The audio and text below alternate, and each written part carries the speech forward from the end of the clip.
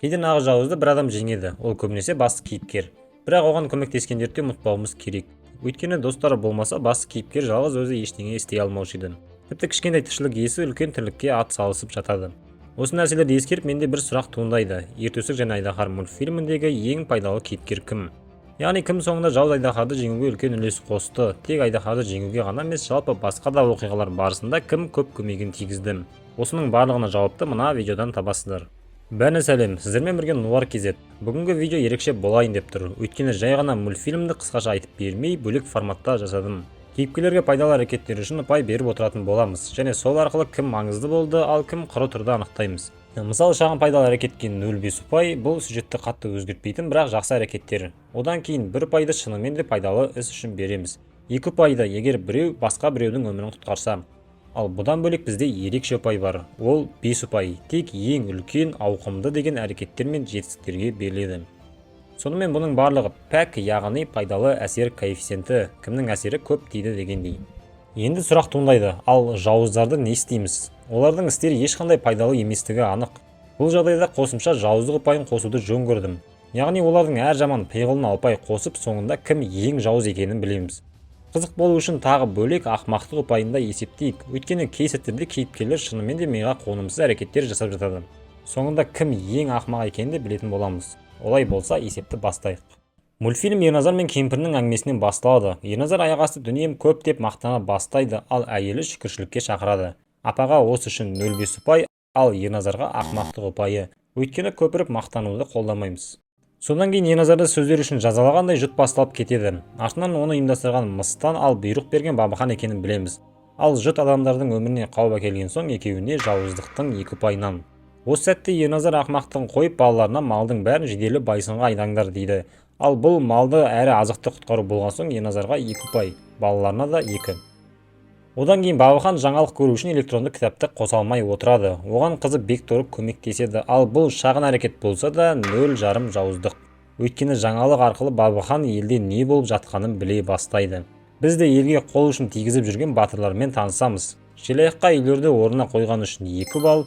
Бұл арқылы ол адамдарды суықтан қорғағаны анық. Таусоғарға да 2 қосамыз, өйткені жұртқа кедергі тастарды реттедім. Ал Көлтаусар бұл кадрда жоқ, бірақ кітапта көмектесті делінген. Сол үшін тым болмаса 1 ұпайын есептейік. Жұттың кесірінен Ерназар мұңға батып кетеді, ал апа болса оған бір қайыры болар деп жұбатып отырады. Ал біз моральды көмекті ескермей кетпейміз, 0,5. Ана жақта үшеуі елге көмектесіп келе жатқанда алдарынан Мыстан шығып оларды шеңбер сызып қамап тастайды. Жауыздық 2 ұпай. Мыстанға үшікті қамаған қулығына 1 беруге де болушы еді, бірақ шынымен осы әрекеттің арқасында ол мына үшеуін ұзақ уақытқа ойынан шығарып тастады десек болады. Кішкене уақыттан кейін Ерназар мен кемпіріне төбеден төстік келеді. Оны апа жеген соң үйде жарық пайда болады, ал Қосаяқ болса алыстағы жарық үйді бірінші байқайды. Бұл үшін оған 1 ұпай, себебі Тасбақа екеуі осы үйге келеді. Апа төстікті жеп бала туады және бір қызығы сол сәтте айнала қайттан жасылға оранады, яғни апаға 2 ұпай. Өзі білмесе де төстік жеп төңіректегі ауылдарды жұттан құтқарды. Бала бірден өсе бастаған соң Ерназар оның тұсауын кеседі. Салт дәстүрді құрметтейміз, 0,5. Төстік тез есейіп үйіне ағаш тасып көмектесіп жүреді, 0,5. Бабахан болса батырдың туылғанын біліп төстікті өлтіруді бұйырады, плюс 2 жауыздық ұпайы. Мыстан жер бетінде әлсірейтін әдеті болған соң кезекті қулығына көшеді. Төстікті ұстау үшін қызды сиқырлап орманға әкеліп қауіпке ұшыртады, 2 ұпай. Төстік қызды қабаннан құтқарады, ал бұл 2 және төстіктің алғашқы ерлігі. Қыздың аты Кенжеке екенін білеміз, төстік оны ауылына жеткізіп тастайды, этикет үшін 0,5. Осы орайда Мыстанға ақымақтық ұпайын бергім келіп отыр, қалай бұндай әдіспен батырды өлтірейін деп жүр. Және бір қызығы Мыстан пайда ұпайына да иеленеді, өйткені соның тұзағының арқасында 2 жас танысып артынан үйлендім. Кенжекейдің әкесінің түрін білмесек те, ол қыз ұзатуда төстікке шалғұйрық, Кенжекейге боз үнген береді. Ал бұл сюжеттік маңызы бар жануарлар болған соң екеуі үшін әкесіне 2 балл. Қайта жолда Ерназар баласын келіннің көзінше көтеріп қояды, ал мұндайды біз қолдаймыз. Бұл үшін өз 0,5-ын алады. Құрбасқа үрейленбе қызым. Жаныңда төстіктей батырың барда кімнен қорыққандайсың? Дәл осы сәтте Бабахан жер астында Мыстанды шақырып ашулануда, неге көзін құртпай керісінше үйлендіріп тастағансың деп. Кесірткені қинағанына 1 жауыздық, ал Бекторыға тағы да кітап қосқаны үшін 0,5. Мыстан кезекті рет төстікті ұстауға жоспар құрады. Ол баласы Шойынқұлаққа Кенжекейді байлап таста дейді. Бірақ Шойынқұлақ Кенжекейдің орнына Бозінгенді байлап тастайды. Ақылық, қайдағы түйе? Мен саған Кенжекейді байла деген жоқпын ба? Түйенің даусына Ерназар келіп, оны босатып құтқарады. 2 ұпай. Осылайша Ерназар күтпеген жерден бірінші орынға жеке дара шығып отыр. Және оның ерлігі мұнымен бітпейді. Мыстан оған төстікті шақыр деп бұйырады, бірақ Ерназар баласын беруден бас тартады. Қайтпастық үшін тағы 1 ұпай. Шынында Ерназардан бұндай үлкен нәтиже күтпедім. Ал Мыстан мен Шойынқұлаққа атаның жанын тартып алған үшін бір жауыздық ұпайынан. Кейін ертөстік әкесінің жағдайын біліп, оның жанын қайтару үшін жолға шығады. Кенжекей күйеуіне тұмар ұсынады, оған ұпайды кейін берем. Әзірге жолға шығарып салғаны үшін 0,5. Қосаяқ бірге аттанады. Бозінгеннің Кенжекейге қиын сәтіне қолғабыс болғанынан 0,5. Осылайша ертөстік пен Қосаяқ екеуі жолда келе жатқанда аштан өлейін деп жатқан 3 адамды көреді. Үшеуі бағана Мыстан қамап кеткеннен кейін әлі отырған, яғни бұл дегеніміз ақымақ ұпайынан таратамыз. Себебі олар Мыстанға алданып қалды және шын болғанның өзінде сызықты өшіріп тырысуға болушы еді. Ал ертөстікке үштікті құтқарғанына 2 ұпай. Кездейсоқтық болса да және оларға түптің түбінде еш қауіп төнбесе де, төстік болмаса үшеуі отыра беретін секілді. Осылайша ол Ерназармен теңесіп отыр. Көлтауысарға алғаш болып сызықтан шығуға батылдық танытқанына 0,5. Дәл осы кезде Кенжекейге қауіп туындайды. Бекторы оның түрін өзіне тартып алады. Жауыздық 2. Артынан Кенжекейдің сұлулығын мойындайды, жарайды, шындық үшін 0,5 пайда ұпайын берейік. Біздің батырларға келсек, олар көлге келіп тіреледі. Ал бұндай жағдайда кімге хабарласу керектігін білесіздер. Суды ішіп арғы бетке өтуді оңайлатқаны үшін өзінің 1 ұпайына Көлтауысар иеленеді. Осылайша үштіктің ішінде әзірге ең пайдалысы Көлтауысар болып тұр. Бірақ бұл ұзаққа созылмайды, өйткені таусоғар жер астына баратын үңгірдің есігін ашады. Байқасаңыздар, ақымақ ұпайын алатындар жайлап көбейіп жатыр және оны Қосаяқ та алады. Ол үңгірге айғайлап бастайды. Бұл таза надандық. Бірақ бір қызығы осы айғайының арқасында төстіктің сауыты іске қосылады. Сол үшін Қосаяққа 1 пайда ұпайы.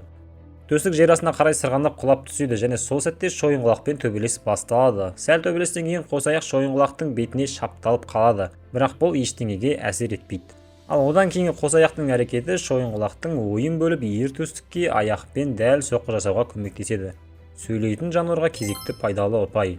Шойынқұлақ алдап төстікті өлтірмекші болады, бірақ тек жарақаттайды. Мұның өзі төстікке әсер етеді. Естеріңізде болса, оның қан көрсе талып қалатын әдеті бар. Сонымен батырды алдаған және талдырған Шойынқұлаққа 2 жауыздық балы. Ауыл жақта Кенжекей түрін жоғалтқаннан кейін жылап отырады. Дәл сол сәтте Бозінген тағы да моральды көмек береді. 0,5. Төстік темір торға қамалады, ал оны Қосаяқ кілт тауып құтқарады. 2 ұпай. Сөйтіп Қосаяқ аяқ астынан 1-ші орында басқалармен теңесіп отыр. Түрмеде Мыстан тағы біреуді өлтіріп тастағанын байқаймыз. 2 ұпай. Мыстанға ешкім жауыздық жағынан жете алмай келеді. Төстік әкесінің тостығын табады, енді әкесін толық құтқарған кезде 2 ұпайын береміз. Екеуі бөлмеден шығып бара жатқанда Шойынқұлақ кіріп келеді және артындағы адамды ол көрмей қалды. Бұл ақымақтық ұпайы. Көрмесе де төстіктің есікке шаптаған дауысы естілу керек. 2 есе ақымақ. Негізі Мыстан мен Шойынқұлаққа төстікті ұстап алған кезде бірден өлтірмегендер үшін тағы ақымақтық ұпайлары. Шойынқұлақ кейін бәрін біліп қашқандардың артынан қуалай жөнеледі. Айғайлап төстік пен Қосаяқты құлатады. Төстік сауыттың арқасында құтқарылып қалды. Ал бұл дегеніміз не? Бүгінгі біздің ең алғашқы ерекше жетістік. Кенжекейге 5 ұпай. Өте лайықты, өйткені оның тұмар сауыты алдағы уақыттарда төстікті қорғайды. Осылайша бірден 4 кейіпкер бірінші орынға таласуда. Бірақ мұнымен де кандидаттар бітпейді. Таусоғар жабылып қалған есікті сындырады. Ол болмаса іштегілер шыға алмас еді. Міндетті түрде 2 ұпай. Кезекті 2-ні желая қалып отыр. Тостағанды төстікпен бірге тез ауылға жеткізіп тастаған үшін. Ертөстік ақыр әкесін құтқарады, бағана уәде берген 2 ұпайын берейік. Енді ол жеке дара 1-ші орында.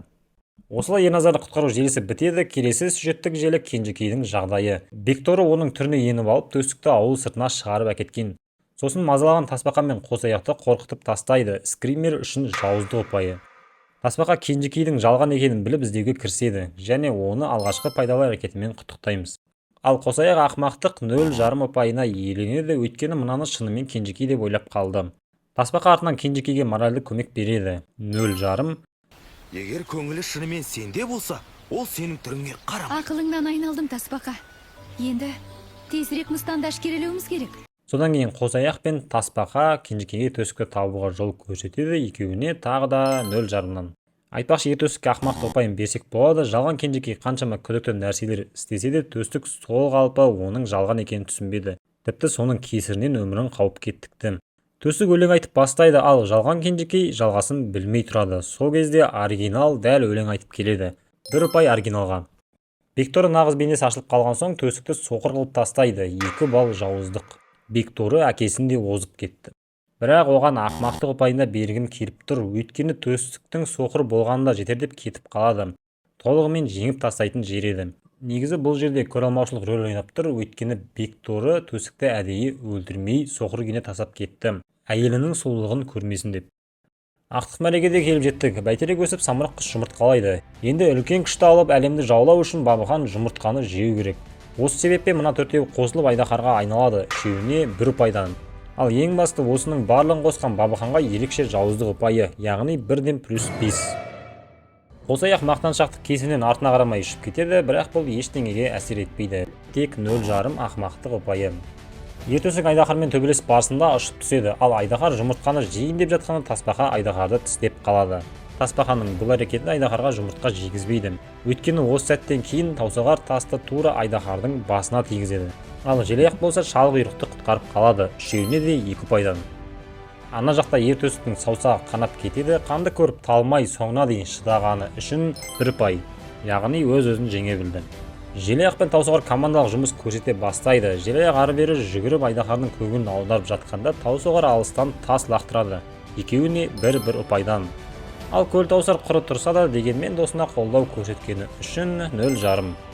Ең соңында әрине төстік өзі ғана жасай алатын батырға тән ерлікті жасады, айдаһарды жеңді. Ал бұл дегеніміз ерекше ұпай, яғни 5. Мұнымен бітпейді. Шайқас соңында бағанадан бері жай тұрған көлтаусарға да жұмыс табылды және ұпай да табылды. Қосаяқ Тасбақаға тұруға көмектескеніне 0,5. Ал ең соңғы ұпайды шалқұйрыққа беремін. Қанша дегенмен төстікке көмектесті, жол бойы тасыды. Осылайша барлық есеп аяқталды. Енді ортақ кестеге қарайық. Ақымақтық кестесін Шойынқұлақ еш сұрақсыз бастайтыны белгілі. Мыстан мен Қосаяқ 2-ші орында, қалғандарында 1-1 қателіктен. Жауыздық жағынан 2 кейіпкер тең тұр, бірақ Бабыханға қосымша ұпай қосам деп шештім. Өйткені барлығын ұйымдастырған сол, оның мақсаты әлемді жаулау. Ал Мыстан оның қол шоқпары ғана. Келесі бізге керек кестеге көшпес бұрын ағайын сіздерге жаңалық. Мен Telegram канал аштым. Егер сізге тағы да қосымша контент керек болса, сол жаққа жазылып қойсаңыз болады. Әзілдер, қызықты мәліметтер салып және видеолар қай уақытта шығатынын айтып отырамын. Сілтемені описаниеге қалдырып кетемін. 15-тен 10-ға дейінгі орындарда мына кейіпкерлер. Бұлар 1-2 пайдалы әрекет жасағандар. 9-ші орыннан бастап шынымен оқиға барысында жақсы үлес қосқандар.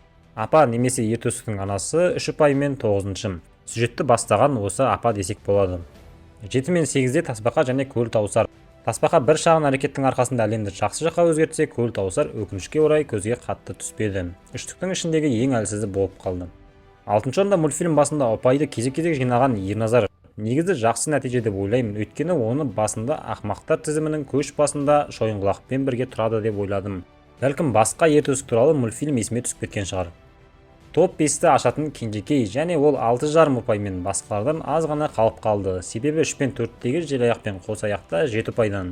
Екеуі де аяғына сенгендер, бірақ Қосаяқты шынымен де бұлай жоғары топ 3-тің төңірегіне жетеді деп күтпедім. 2-ші орын таусоғар 8 ұпаймен, соңында оның айдаһарға тас лақтырғандары шешіп кетті.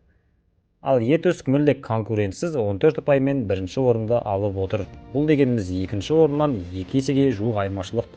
Соңында айдаһарды жеңген есептелсек те төстік нөмір 1 болушы еді.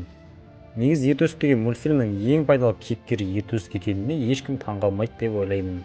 Сіздің ойыңызша кім қай орынға лайық жазып кетіңіз. Видеоларды көріп арнаны қолдап жүрген көрерменге үлкен рахмет. Егер осы жерге дейін көрсеңіздер, келесі видеолар жайлы айта кетейін. Алдар өз әлемі туралы, карта, кейіпкерлер, халықтың тұрмыс тіршілігі жайлы ұзақ ролик жасау барысындамын. Бірақ ол өте ауқымды болған соң бірден шықпайды. Оған дейін басқа да видеолар болады. Жалпы жаңалықтарды бағана айтып кеткен Telegram каналына жазып отырамын. Бәріне аман саулық, қоштаспаймыз.